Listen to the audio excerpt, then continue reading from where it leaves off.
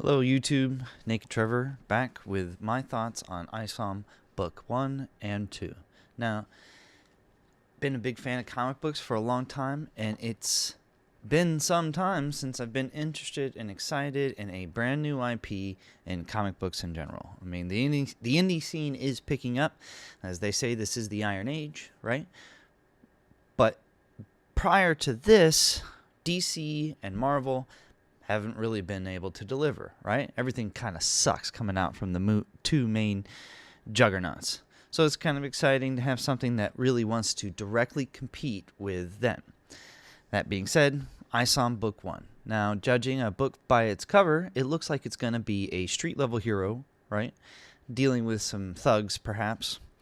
But that isn't exactly what happens. I mean, the first book is a great introduction. It does some excellent world building in the first few pages, talking about a city who's turned its crime around, a mayor who's taking credit, a chief who's taking credit. This is all in a police station news report.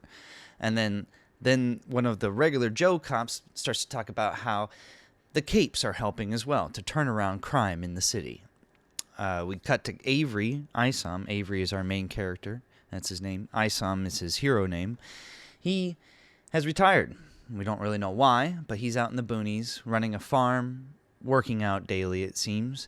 And his sister pulls him out of retirement to go investigate someone who's a known associate of the both of them who's gone missing. She's working with another person whom they both know, and this is why his sister calls him specifically instead of calling the police, because they have a history. The girl who's gone missing, Jasmine, Darren, the guy who Jasmine's working for at this club Merc, and Avery and his sister, they all have a history together. So she asks if Avery, Isom, could go look into what's happened to Jasmine because she's gone missing, right? I want to make sure that they can tell her grandma that Jasmine is okay, right? And since they all go way back, Avery feels compelled because he would feel terrible if he didn't help in some way or another, right? So that's the impetus for Avery to come out of retirement and look into it. When he goes to the club, well, that's when things go a little bit south. Obviously, the thug, Darren, disrespects him, and it causes him to go on to his, the call to action. And it isn't just about finding Jasmine.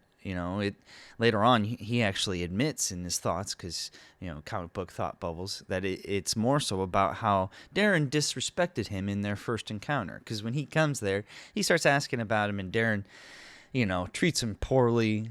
Essentially, treats him poorly. That's saying it lightly. Throws him out. Tells him to get the man an application so he can wash dishes at his nightclub. Really disrespectful. The quality on these comics they are premium. It is really well put together, well animated, or well drawn, I'm sorry. Well written. Characters are intelligent. I just have this marked because that's my favorite panel in the first book. Just awesome. Totally awesome. Characters are intelligent. You can relate to the main character being pulled out of retirement for family reasons. His sister's asking him a personal favor. Just a great book to start out with. And it skims the surface of what might be. You don't really see too much superhero activity.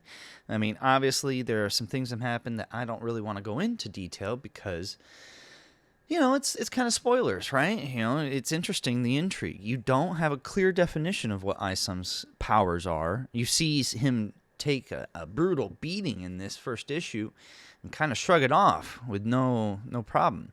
There's the introduction of Yaira, which there's a new comic of hers coming out soon. Excited for that because she looks, again, it's all very interesting. The introduction of Alpha Core, a really good world building, and the fight scenes, the action, top notch. Now, that being said, book 1, excellent. Book 2, now this book I really enjoyed. Phenomenal. I did not expect it to go the way it did. They did just an awesome job of, I want to say, subverting your expectations in the right way. So, like I said, that first book, you kind of think it's just going to be a street-level Daredevil, Batman type of fight. you're not really expecting too many supers, and they show you a little bit of the superpowers. And this, they call them exceps, short for exceptional, I imagine. I like it. It's good. It's interesting. But in this issue, things go really ratchet up. They get cranked up to 11. There is an introduction of some supernatural stuff. They have superheroes who are for hire, like basically subscription service superheroes. It's just very interesting world building. And as the book progresses, you find out why Isom quit and retired in the first place. I mean, that kind of is what opens the book. And his reason for quitting is understandable, and this kind of character motivation or character progression too, where it's slowly given to you. I love this, where you jump right into it and it kind of unfolds through, backstory and just characters' actions, and while he's getting the suit, he had to go get his suit.